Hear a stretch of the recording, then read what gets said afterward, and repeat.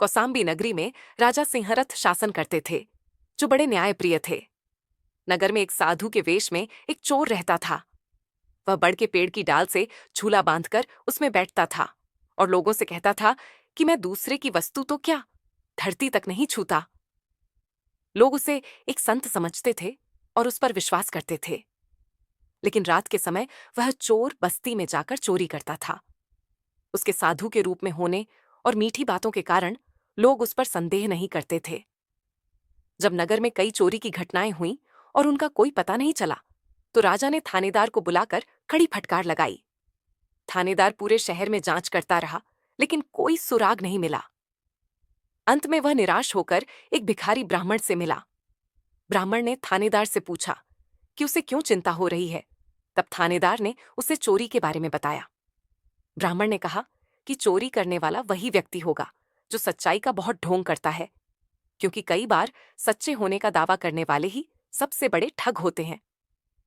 थानेदार ने कहा कि वह एक साधु को जानता है जो बड़ा सच्चा और संतुष्ट है।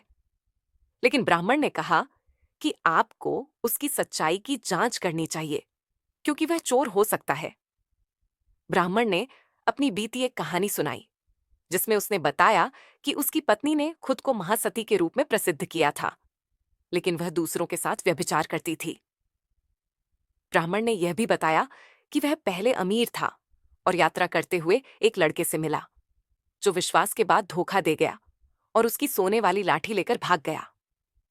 ब्राह्मण ने बताया कि ऐसे ही साधु भी धोखेबाज हो सकते हैं।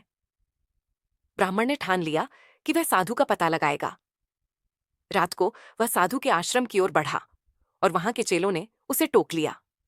लेकिन ब्राह्मण ने कहा कि वह अंधा और रास्तागीर है और रात में रुकने की अनुमति मांगी। चेलों ने सोचा कि वह अंधा है, इसलिए उसे रुकने दिया। ब्राह्मण ने आधी रात को देखा कि साधु और उसके चेले चोरी करके शहर से धन लेकर आते हैं और उसे कुएं में डाल देते हैं। ब्राह्मण ने यह सब देखा और सुबह होते ही राजा और थानेदार को सूचित किया। राजा ने तुरंत साधु और उसके चेले को पकड़वाया और उन्हें न्याय दिलवाया।